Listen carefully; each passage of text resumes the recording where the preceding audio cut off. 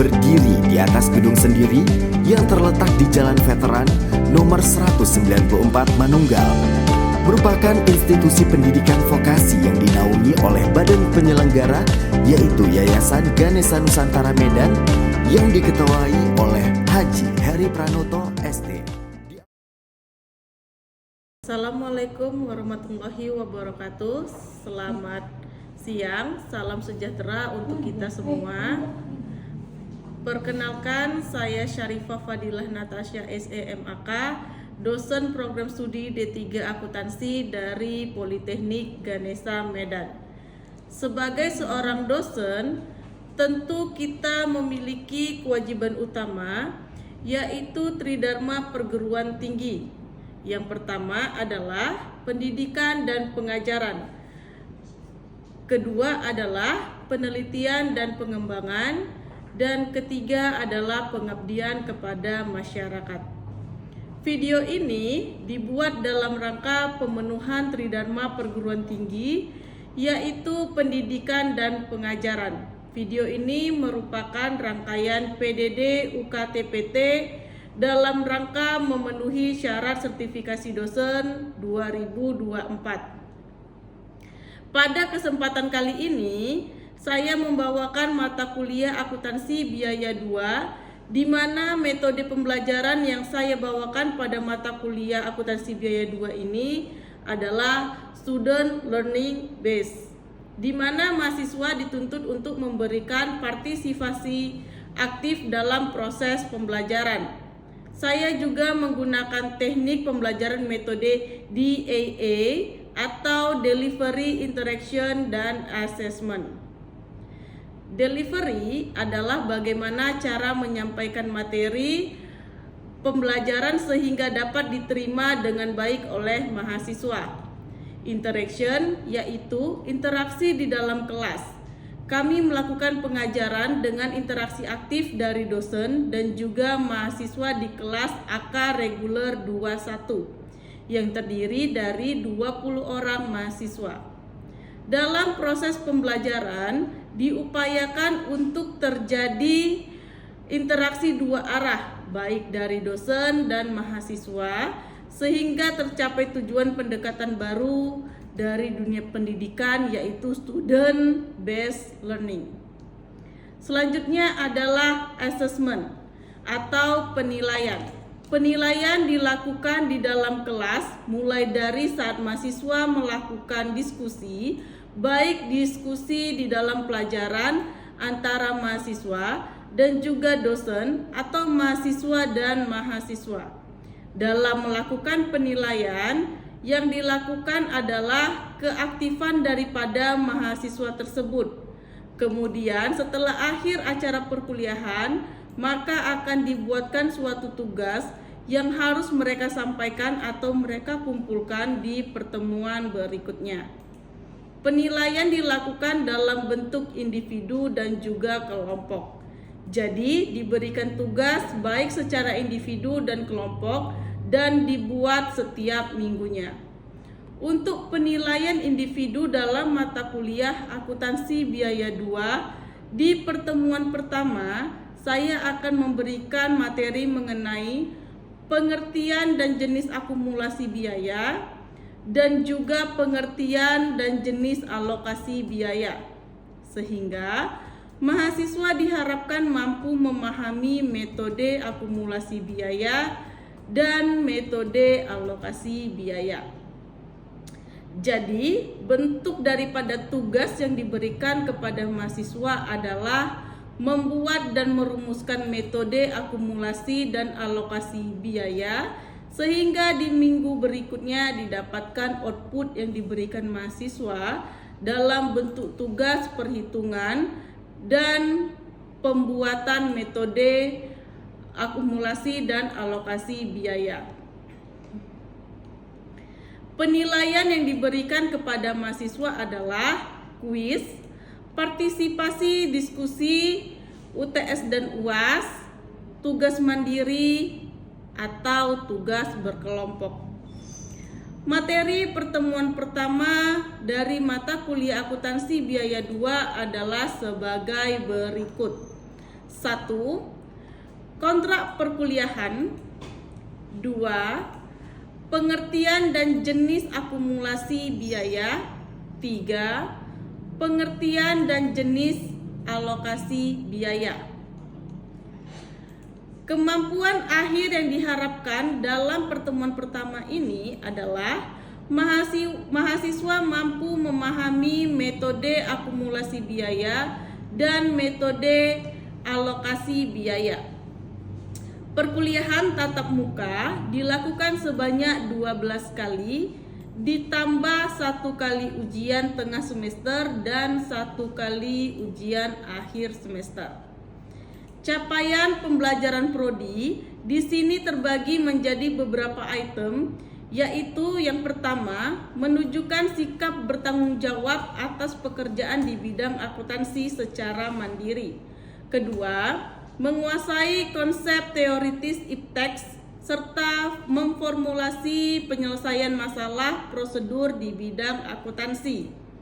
Ketiga, mampu menunjukkan kinerja mandiri, bermutu dan terukur. 4. Mampu membuat skema laporan biaya produksi dan harga pokok penjualan yang relevan dan andal dalam mendukung pengambilan keputusan dan pengendalian manajemen. CPMK atau capaian pembelajaran lulusan yang dibebankan pada mata kuliah ini adalah yang pertama, mahasiswa mampu memahami metode akumulasi biaya dan metode alokasi biaya. Kedua, mahasiswa mampu memahami metode perhitungan direct method dan step method. Ketiga, mahasiswa mampu memahami metode perhitungan reciprocal method. Keempat, mahasiswa mampu memahami metode cost volume profit analysis. Keenam, mahasiswa mampu memahami metode penetapan tarif atau harga. Ketujuh, mahasiswa mampu memahami metode activity based costing. Deskripsi mata kuliah singkat. Mata kuliah akuntansi biaya 2 adalah mata kuliah yang memberikan pemahaman kepada mahasiswa tentang penentuan dan pengendalian biaya yang terjadi dalam perusahaan sehingga bermanfaat untuk menghasilkan informasi biaya yang akan digunakan manajemen dalam pengambilan keputusan manajerial. Untuk mendukung pengajaran di kelas, saya menggunakan berbagai literatur seperti buku Mulyadi, buku Hongren, dan buku Hansen dan Moen. Berikut kita akan menyaksikan video pembelajaran tatap muka di kelas dengan mata kuliah akuntansi biaya 2 pada pertemuan pertama program studi akuntansi di Politeknik Ganesha Medan. Assalamualaikum warahmatullahi wabarakatuh. Waalaikumsalam warahmatullahi wabarakatuh. Sebelum kita mulai perkuliahan, kita berdoa dulu dipimpin oleh ketua kelas. Berdoa dimulai. Baik, sebelum kita mulai pelajaran, kita berdoa dimulai.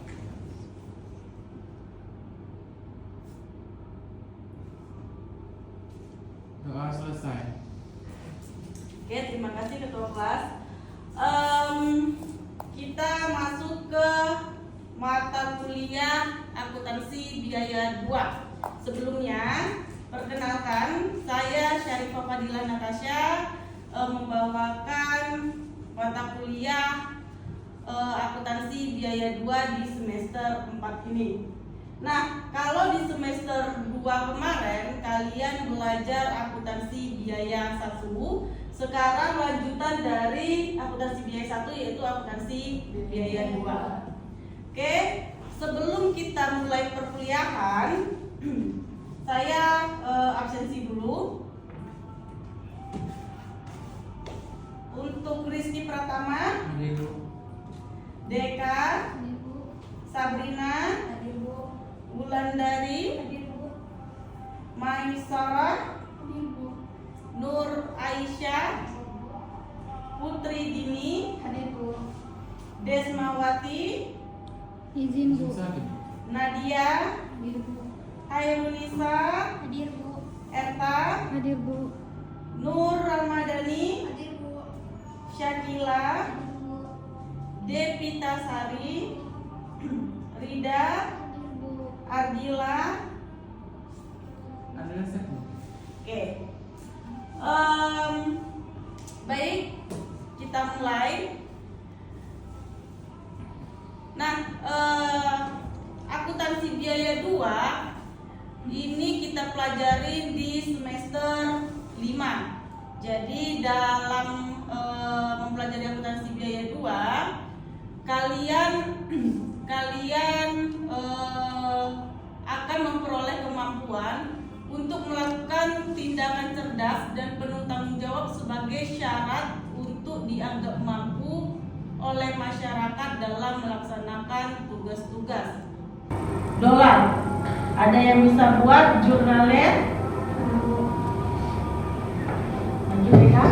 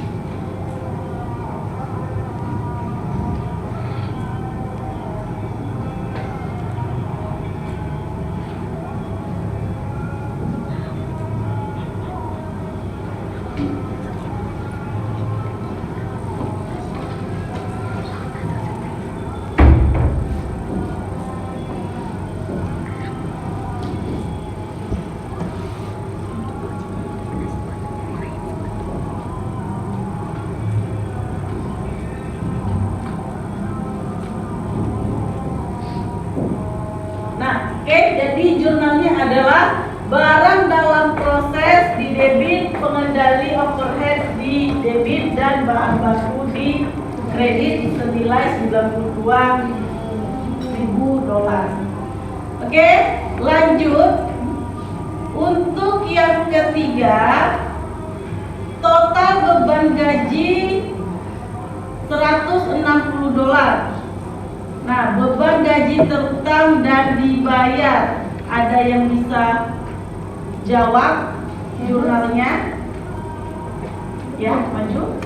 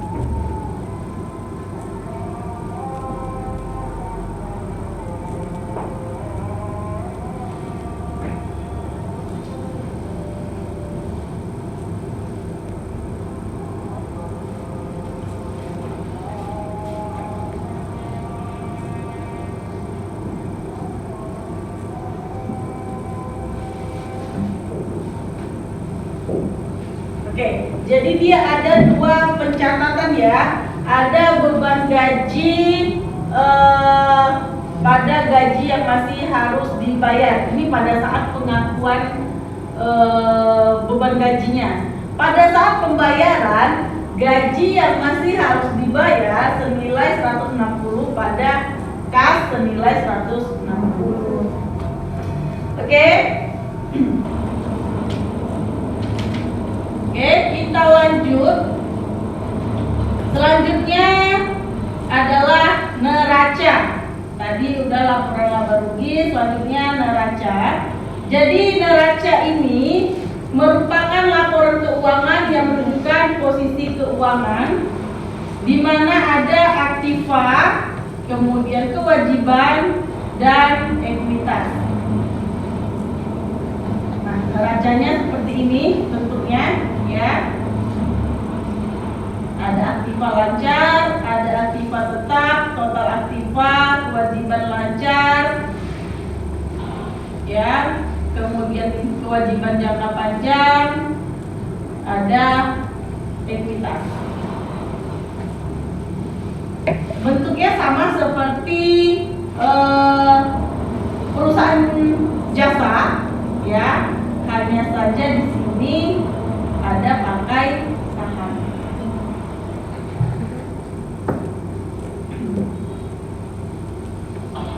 Oke, lanjut. Setelah neraca ada laporan arus kas. Nah, jadi prinsip akuntansi yang diterima secara umum yaitu bahwa ketika melaporkan laba rugi dan neraca secara eksternal harus dilengkapi dengan laporan arus kas. Untuk periode yang singkat, pelaporan eksternal jarang sekali dilaporkan sehingga tidak diharuskan membuat laporan arus kas. Jadi pada dasarnya laporan arus kas ini wajib dibuat. Namanya laporan keuangan itu kan ada 5 komponen, ya kan? Masih ingat? Masih. Apa aja?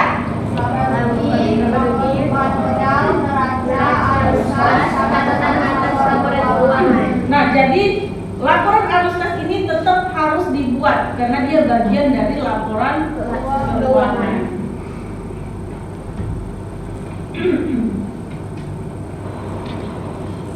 Oke, masuk ke sistem biaya. Nah, jadi biaya yang dialokasikan ke unit produksi itu ada 2 macam. Ya. Ada biaya aktual dan ada biaya standar. Nah, biaya aktual ini biayanya itu sistemnya biaya historis. Jadi biaya dikumpulkan pada saat terjadinya pencatatan, oke? Tetapi biaya penyajian hasilnya ditunda sampai semua operasi produksi untuk periode akuntansi tersebut telah selesai dilakukan. Sebentar ya.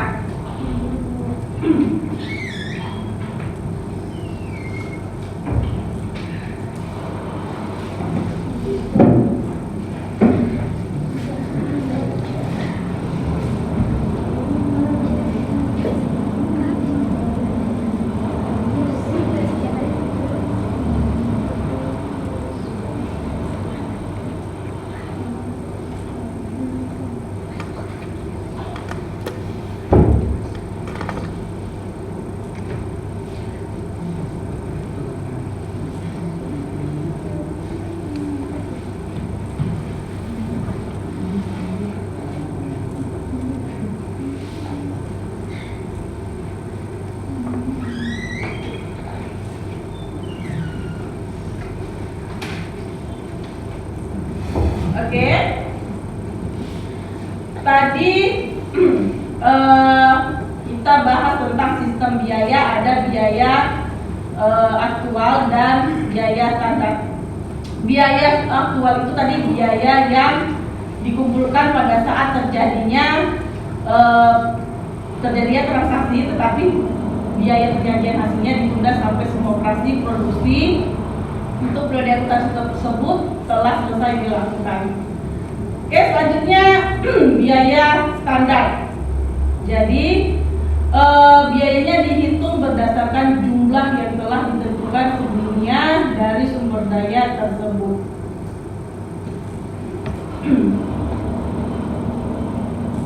Nah, kemudian akumulasi biaya. Jadi sistem biaya dapat digunakan dengan perhitungan biaya berdasarkan pesanan. Ya, ingat ya, masih ingat di semester 2 ada belajar biaya pesanan job order costing sama proses costing ya. Jadi perhitungan biaya berdasarkan pesanan dan perhitungan biaya berdasarkan proses itu adalah dua metode akumulasi biaya yang paling banyak digunakan. Nah, jadi metode yang ketiga ada namanya metode back plus costing ya. Nah, kita bahas satu-satu. Jadi perhitungan biaya berdasarkan pesanan itu biaya diakumulasikan untuk setiap batch, lot atau pesanan pelanggan. Ya, metode ini digunakan apabila produk yang diproduksi dalam suatu departemen atau cost center bersifat heterogen. Nah, karena biaya diakumulasikan pada saat pesanan melalui proses produksi. Ya, biasanya ini perusahaan yang memakai biaya berdasarkan pesanan ini adalah pabrik, bengkel, tempat reparasi, percetakan, kemudian penjahit. Nah, ini yang memakai job order costing. Nah, lanjut ke proses costing. Jadi akumulasi biayanya berdasarkan proses produksi atau berdasarkan departemen. Nah, metode ini digunakan apabila semua unit yang digunakan dalam suatu departemen atau area kerja lain bersifat homogen, ya, atau apabila tidak ada kebutuhan untuk membedakan antar unit atau apabila tidak praktis untuk membedakan antar unit. Nah, biasanya yang memakai proses costing ini adalah perusahaan-perusahaan manufaktur yang bahannya itu diproses lebih dari satu departemen. Ya. Toko roti pakai yang mana kira-kira? Pakai pesanan atau pakai proses costing? Pesanan. Pesanan apa? Apa proses costing?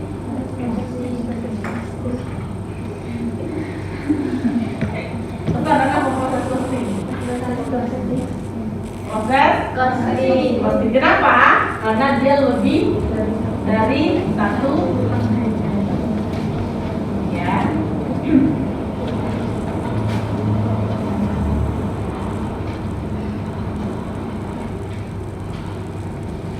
Nah, kemudian ada yang ketiga back plus costing, yaitu cara pengakumulasikan biaya manufaktur di suatu pabrik atau bagian dari suatu pabrik di mana kecepatan pemrosesannya sangat cepat. Ya. Kemudian back plus costing ini dapat dilakukan karena sistem ini melompati beberapa ayat jurnal akuntansi rutin. Nah, yang diperlukan dalam perkiraan buku besar pembantu untuk akumulasi biaya pesanan dan akumulasi biaya berdasarkan proses. Jadi dia main sistemnya itu sistem cepat, back plus costing. Nah, jadi back plus costing ini jarang dipakai. Yang sering dipakai itu pesanan sama proses costing. Oke, jadi kita ringkas pertemuannya. Yang kita bahas tadi adalah akumulasi biaya, ya. Jadi laporan keuangan perusahaan jasa dengan manufaktur itu berbeda, di mana perusahaan jasa tidak ada apa? Laporan harga pokok. Ya. Kemudian metode pengumpulan biaya juga ada metode pengumpulan biaya pesanan, kemudian biaya proses costing dan back plus costing. Oke, Untuk pertemuan berikutnya, ini ada tugas, ya. Ini ada tugas, kalian kerjakan tugasnya ini, kemudian dikumpulkan pada saat pertemuan berikutnya.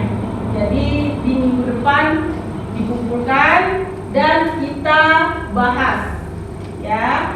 Berarti untuk minggu depan kita masuk ke materi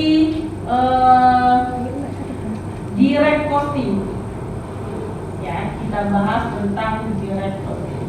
Oke, sampai di sini ada pertanyaan? Kalau tidak ada, kita tutup perkuliahannya. Sekian materi hari ini. Semoga bisa dipahami.